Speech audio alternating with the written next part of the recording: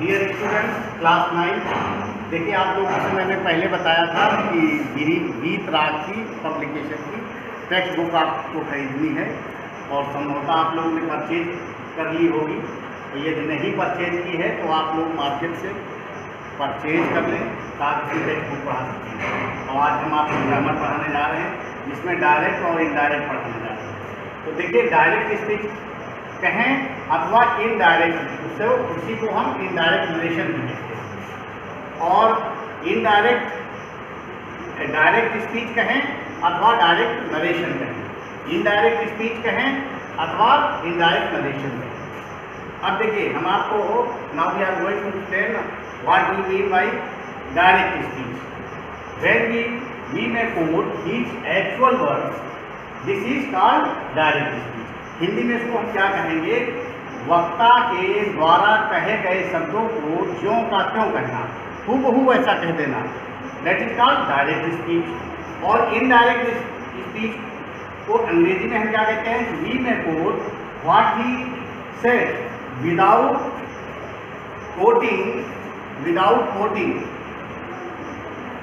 Coating his exact words, this is called indirect narration. It means ये हुआ कि जो स्पीकर है, वक्ता है, जिसको हिंदी में क्या कहते हैं? वक्ता। तो वक्ता के कहे गए शब्दों को अपने शब्दों में कहना, वो इनडायरेक्ट नरेशन होता है। फॉर एग्जाम्पल अब देखिए डायरेक्ट स्पीच। तो डायरेक्ट में पहला हमने एग्जाम्पल लिखा राम से, comma inverted comma I am very busy, inverted comma को। आप ध्यान रखें कि जो राम सेज है वो रिपोर्टिंग स्पीच है और आई एम वेरी बिजी ये जो है रिपोर्टेड स्पीच है। इधर हमने लिख दिया है रिपोर्टेड स्पीच। ध्यान रखें कि रिपोर्टिंग स्पीच लिखने के बाद कॉमा, और जो रिपोर्टेड स्पीच लिखी जाएगी वो इन्वर्टेड कॉमा के अंदर लिखी जाएगी। ठीक है। अब रिपोर्टिंग स्पीच के भी पार्ट हैं। राम जो है रिपोर्टिंग स्पीच का सब्जेक्ट हो गया, सेज रिपोर्टिंग स्पीच का ये वर्ब हो गया। क्या हो गया? वर्ब हो गया। ठीक है। इसी तरीके से रिपोर्टेड स्पीच में आई जो है रिपोर्टेड स्पीच का सब्जेक्ट हो गया और ये लिंकिंग वर्ब हो गया, और वेरी बिजी ये कॉम्प्लीमेंट है। ठीक है। अब जब इसको हम इनडायरेक्ट में लिखेंगे तो इसका ये नियम है कि यदि रिपोर्टिंग स्पीच में सेज आया हुआ है, या इट मीन्स रिपोर्टिंग स्पीच यदि प्रेजेंट अथवा फ्यूचर के किसी भी फॉर्म में है, चाहे वो प्रेजेंट इंडेफिनिट में हो, प्रेजेंट कंटिन्यूअस में हो, प्रेजेंट परफेक्ट में हो और फ्यूचर इंडेफिनिट में हो, फ्यूचर कंटिन्यूअस में हो, तो रिपोर्टेड स्पीच के टेंस में कोई परिवर्तन नहीं करते हैं। There will be no change in the tense of the reporting speech. Understand? और राम सेज के बाद यदि ऑब्जेक्ट नहीं आया हुआ है तो सेज को हम सेज ही लिखते हैं, फिर हम उसको टेंस में चेंज नहीं करते। अब यहाँ पर राम के बाद, राम सेज के बाद कोई ऑब्जेक्ट तो आया नहीं है, तो हम उसको यूं ही लिख देते हैं और इसके बाद फिर कॉन्जक्शन दैट का प्रयोग करते हैं। कॉमा इन्वर्टेड कॉमा हटा देते हैं।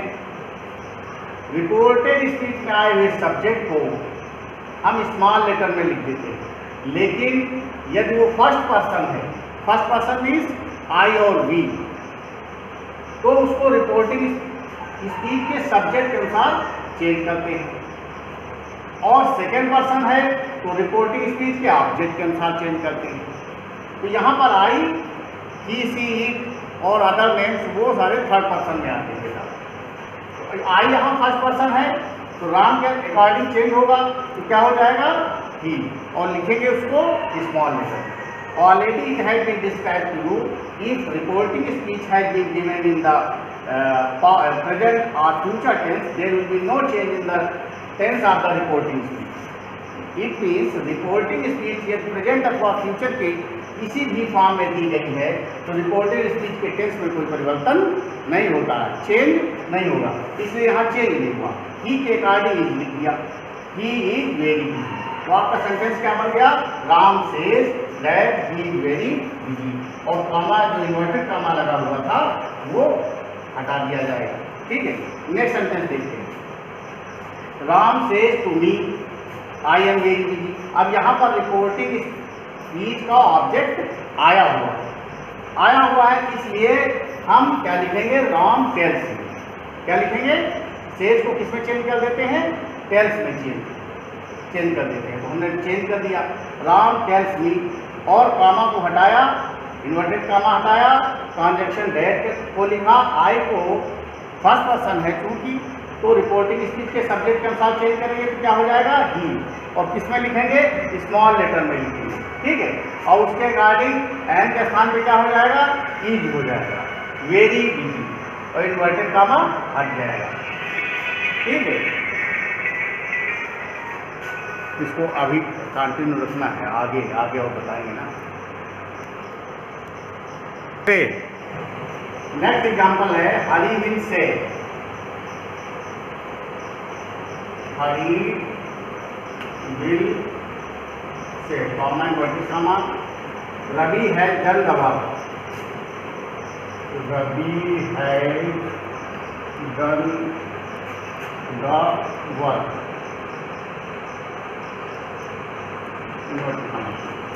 अब देखिए यहाँ पर ये रिपोर्टिंग स्पीच आपकी फ्यूचर टेंस में दी गई, फ्यूचर इंडेफिनिट टेंस में दी गई है। तो फ्यूचर इंडेफिनिट टेंस में अगर ये दी गई है तो रिपोर्टिंग स्पीच के टेंस में हमने ऑलरेडी बताया है कि परिवर्तन नहीं होगा। हम क्या बनाएंगे इसको, हरी विल से। अब यहाँ टेल्स हो जाता, टेल हो जाता, लेकिन इसके आगे कोई ऑब्जेक्ट नहीं दिया गया है, इसलिए से को हम सही रखेंगे, कामा इन्वर्टेड कामा हटाएंगे, दैट ट्रांजैक्शन का प्रयोग करेंगे। और रवि है, रवि कैपिटल लेटर में ही लिखा जाएगा क्योंकि प्रॉपर नाउन है। क्या है, प्रॉपर नाउन है, किसी का नाम है। समझ आए बेटा बात, रवि, और टेंस में कोई परिवर्तन होगा नहीं, तो हम क्या लिखेंगे, Ravi has done the work, comma inverted comma हट जाएगा। अब परिवर्तन कब करेंगे, नेक्स्ट एग्जाम्पल हम लिखते हैं, लिखा है अनीता से,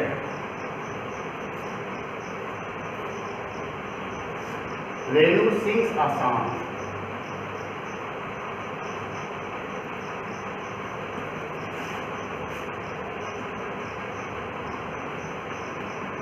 अब देखिए यहाँ पर रिपोर्टेड स्पीच जो पास्ट टेंस में दी गई है, पास्ट इंडेफिनिट में दी गई है। तो यदि रिपोर्टिंग स्पीच आपकी पास्ट टेंस में दी गई है, इट मीन्स प्रेजेंट अथवा फ्यूचर में दी गई है, तब तो कोई परिवर्तन रिपोर्टेड स्पीच के टेंस में होगा नहीं। यदि पास्ट टेंस में दी गई है तो रिपोर्टेड स्पीच के टेंस में परिवर्तन होगा। हमने उसमें बताया था सेज को टेल्स में चेंज कर देते, यहाँ पर सेट को टोल्ड में चेंज कर देंगे। कब चेंज करेंगे, जब उसका ऑब्जेक्ट आया हो, और यदि ऑब्जेक्ट नहीं आया हुआ है तो हम सेट को सेड ही लिखेंगे। क्या लिखेंगे, सेट को सेड ही लिखेंगे। अनीता सेड, कामा इन्वर्टेड कामा हट जाएगा, और फिर दैट लिखेंगे। रेणु है तो रेणु कैपिटल लेटर पे ही लिखा जाएगा, तो किसी का नाम है रेणु। और यहाँ पर देखिए, यहाँ प्रेजेंट इंडेफिनिट दिया हुआ है ना कि Renu sings a song, Renu एक गीत गाती है। अब ये प्रेजेंट इंडेफिनिट में है तो किसमें चेंज हो जाएगा, पास्ट इंडेफिनिट में। रेणु सैंग, सिंग का सेकंड फॉर्म सैंग अ सॉन्ग। देखिए टेंस संबंधी जो रूल्स हैं वो बाद में हम आपको बताएंगे लिख करके, और प्रिंट करके भेज देंगे। लेकिन पहले आप समझ लीजिए। देखिए रिपोर्टेड स्पीच का ये टेंस प्रेजेंट इंडेफिनिट में दिया गया है तो उसको पास्ट इंडेफिनिट चेंज कर देते हैं। प्रेजेंट कॉन्टिन्यूअस में दिया गया है तो पास्ट कॉन्टिन्यूअस में चेंज कर देते हैं। प्रेजेंट परफेक्ट में दिया गया है तो past perfect. It means present के सारे जो है पास्ट में चेंज हो जाएंगे। और यदि पास्ट इंडेफिनिट दिया है तो उसको हम पास्ट परफेक्ट में, पास्ट कॉन्टिन्यूअस दिया गया है तो पास्ट परफेक्ट कॉन्टिन्यूअस में चेंज कर देते हैं। तो यहाँ पर प्रेजेंट इंडेफिनिट है इसलिए इसको हम किसमें चेंज करेंगे, हम पास्ट इंडेफिनिट में। तो सिंग का सेकंड फॉर्म क्या होता है, सैंग। वही हमने लिख दिया ऐसे ही, sang a song, ठीक है। और एक एग्जांपल और नेक्स्ट देख लीजिए, Anil said to Hari,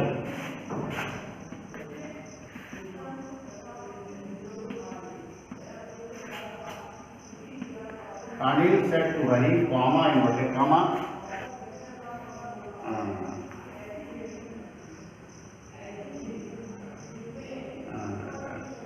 Renu has sung, Renu है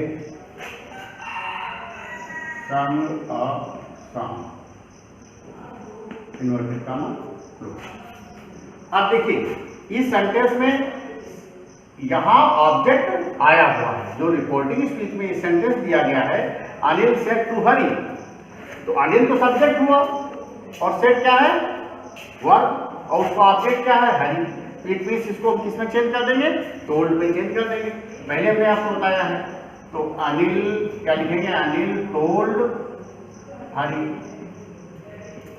और डैट लिखेंगे। रेणु कैपिटल लेटर है, इसमें कोई चेंज होगा नहीं, इसको कैपिटल लेटर में ही लिखेंगे, किसी का नाम है, प्रॉपर नाउन है। और ये प्रेजेंट परफेक्ट है तो चेंज हो जाएगा पास्ट परफेक्ट में, Renu had sung a song, ठीक है।